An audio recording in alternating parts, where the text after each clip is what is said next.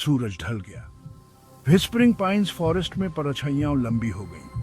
हवा पत्तों से सरसराहट कर रही थी। ऐसा लग रहा था जैसे कोई फुसफुसा रहा हो। ये जंगल बहुत पुराना था। ये रहस्यों से भरा था। स्थानीय लोग कहानियां सुनाते थे। उन्होंने कहा कि जंगल भूतिया था। उन्होंने कहा कि यहाँ अजीबोगरीब चीजें होती हैं। लोग गायब हो गए। उन्हें फिर कभी नहीं देखा गया।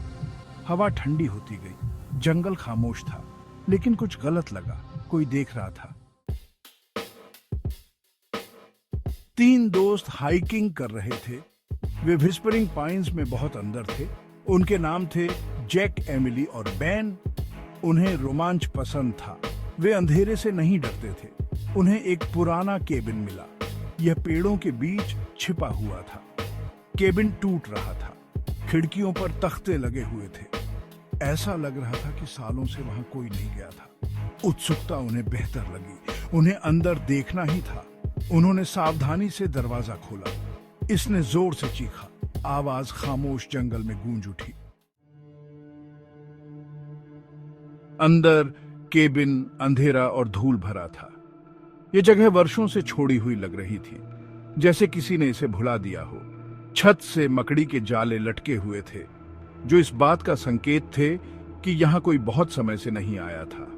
सड़ांध की गंध से हवा भारी थी और धूल के कण हर जगह तैर रहे थे, जैसे समय यहां थम गया हो। दोस्तों ने केबिन की खोज की, हर कोने में कुछ छिपा हुआ खजाना ढूंढने की उम्मीद में। उन्हें एक धूल भरी पुरानी डायरी मिली, जो फर्श पर पड़ी थी, जैसे किसी ने उसे जल्दबाजी में छोड़ दिया हो। यह एक ढीली फर्श की डोस्की के नीचे छिपा हुआ था, जैसे किसी ने इसे जानबूझकर छिपाया हो। डायरी हेरोल्ड फिंच की थी, एक नाम जो अब रहस्य और रोमांच से जुड़ा हुआ था।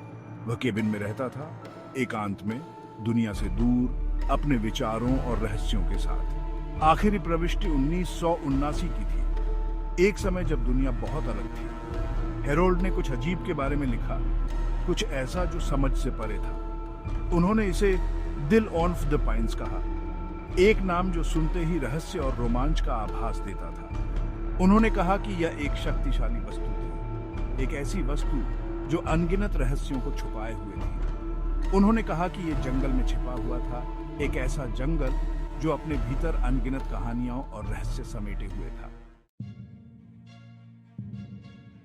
हेरोल्ड की आखिरी प्रविष्टि डर से भरी हुई थी।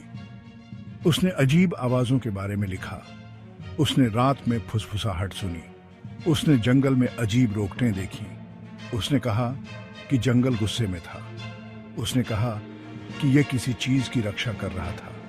उसने एक पत्थर के खंभे के बारे में लिखा। उन्होंने कहा कि यह the heart of the pines को खोजने की कुंजी थी। उसने डायरी में एक रफ मैप बनाया। इसने खंभे का रास्ता दिखाया। दोस्त झुके हुए थे, उन्हें और पता लगाना था। भाग 5, जंगल में और भीतर। यह वह समय था जब दोस्तों ने अपने साहसिक कार्य को और गहरा करने का निर्णय लिया। दोस्तों ने हेरोल्ड के नक्शे का अनुसरण किया, जो उन्हें जंगल के और गहरे हिस्सों में ले जा रहा था। नक्शा पुराना था, लेकिन हेरोल्ड ने इसे बहुत ध्यान से बनाया था। जंगल और गहरा होता गया और सूरज की रोशनी मुश्किल से ही पेड़ों के बीच से गुजर पा रही थी। हर कदम के साथ अंधेरा और घना होता जा रहा था। पेड़ आपस में पास थे, इतने पास कि उनके बीच से गुजरना मुश्किल हो रहा था। यह एक चुनौतीपूर्ण यात्रा थी। कांटों ने उनकी बाहों को खरोंच दिया और हर कदम पर उन्हें सावधानी बरतनी पड़ी। लेकिन वे रुके नहीं, क्योंकि उन्हें पता था कि कुछ महत्वपूर्ण उनकी प्रतीक्षा कर रहा था। वे अजीब आवाजें सुन सकते थे, जानवर या कुछ और। ये आवाजें उन्हें और भी सतर्क बना रही थीं। हर आवाज के साथ उनका दिल तेजी से धड़कने लगा। आखिरकार उन्हें पत्थर का खंभा मिल गया। यह एक महत्वपूर्ण संकेत था कि वे सही रास्ते पर थे। यह काई से ढका हुआ था और यह स्पष्ट था कि यह खंभा बहुत पुराना था। समय ने इसे अपनी छाप दी थी। यह प्राचीन लग रहा था। खंभे पर नक्काशी थी, जो शायद किसी पुराने समय की कहानी बता रही थी। इसने एक देवदार के पेड़ को केंद्र में एक दिल के साथ दिखाया। यह नक्काशी बहुत ही सुंदर और रहस्यमय थी। बिल्कुल हेरोल्ड की डायरी की तरह। डायरी में भी ऐसी ही नक्काशी थी जो इस जगह की ओर इशारा कर रही थी। खंभे के आधार पर उन्होंने एक और खोज की। यह खोज उनके लिए बहुत महत्वपूर्ण साबित हो सकती थी। गंदगी में एक धातु का डिब्बा दबा हुआ था। यह डिब्बा बहुत पुराना लग रहा था और इसमें कुछ महत्वपूर्ण हो सकता था। यह दिलचस्प होता जा रहा था। दोस्तों की उत्सुकता बढ़ती जा रही थी और वे जानना चाहते थे कि इस डिब्बे में क्या है। भाग 6। धातु का डिब्बा। डिब्बा बंद था, लेकिन जैक इसे खोलने में सफल रहा। अंदर उन्हें 3 चीजें मिली, एक कंपास, एक नक्शा और एक छोटी लकड़ी की आकृति। यह आंकड़ा अजीब था। यह एक व्यक्ति के आकार में खुदी हुई थी, पर उसका चेहरा नहीं था। दोस्तों ने नक्शे की जांच की। इसने जंगल दिखाया। उस पर एक एक्स चिन्हित था। कंपास की सुई बेतहाशा घूमती रही। फिर इसने एक्स की ओर इशारा किया। इन सब का क्या मतलब था?